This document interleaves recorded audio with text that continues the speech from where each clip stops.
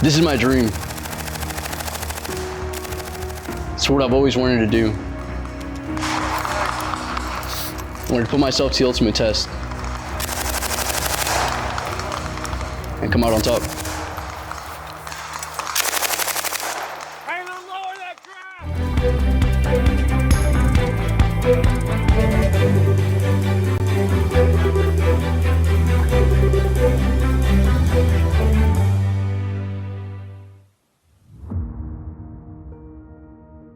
So I decided to join the Army because, man, as a kid, it was a dream.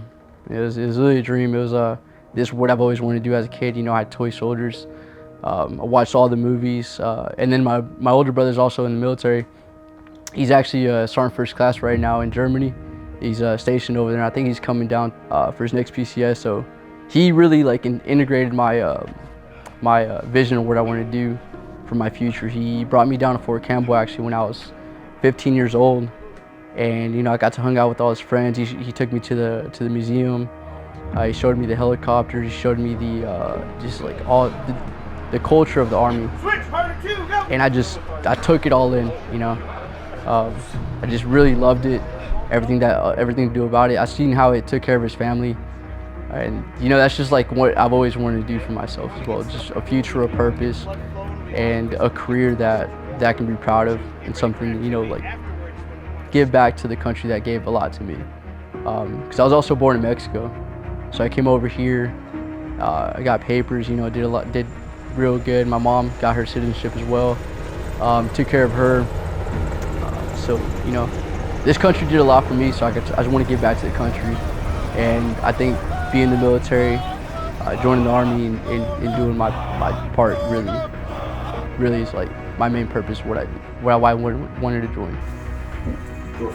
The reason I wanted to join infantry was just, you know, like I told you, my brother was in the Army as well, and he's actually an MP, and he always talked about, you know, like, oh man, I wish I could have been infantry. They're like the tip of the spear. They're they're the ones that go in first. They're like the main fighters, the ones that put their lives in front of danger for everybody else. And I think that's what I've always wanted to do. You know, I just kind of wanted to help people. I think infantry really, they put their emotions, they put their mental, their physical to the test, to the limit, to really defeat the enemy. And I just want to be that guy. I want to be the person that people look up to. And I think an infantryman really is that person. I would say the infantry is the first lethal ground force to enter into a combat zone to close with and destroy the enemy. We are the ones that win the war. I mean, we're the infantry. We come in and we destroy enemy forces so that we can provide a freedom of maneuver for other support personnel in that environment.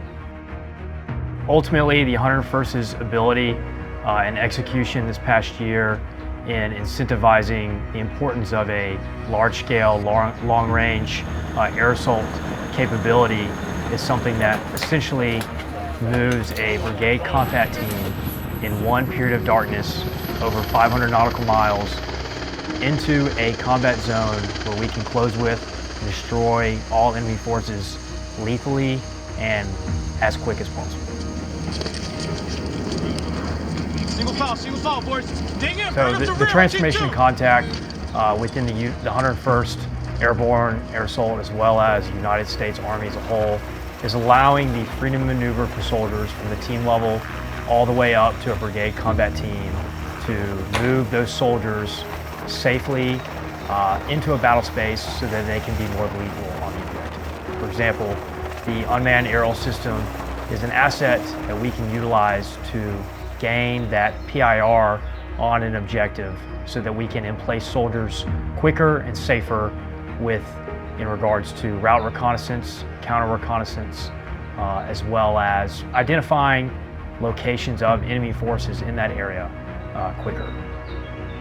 And, you know, with that being said, the ISV, the infantry squad vehicle, is an asset that is, when combined with UAS, is creating lethality that the United States Army has never seen before.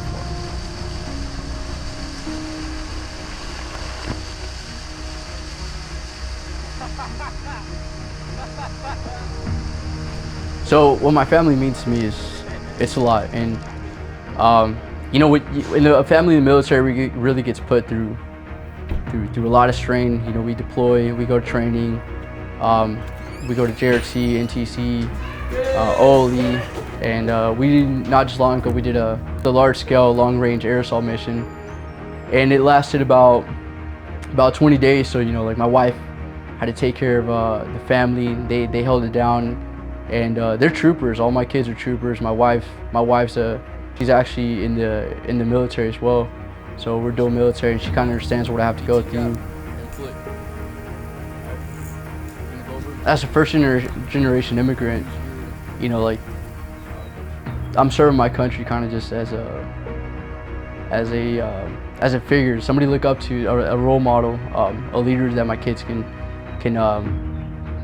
strive for. You know, like they're in this country. I love this country, and I hope they love this country as much as I do.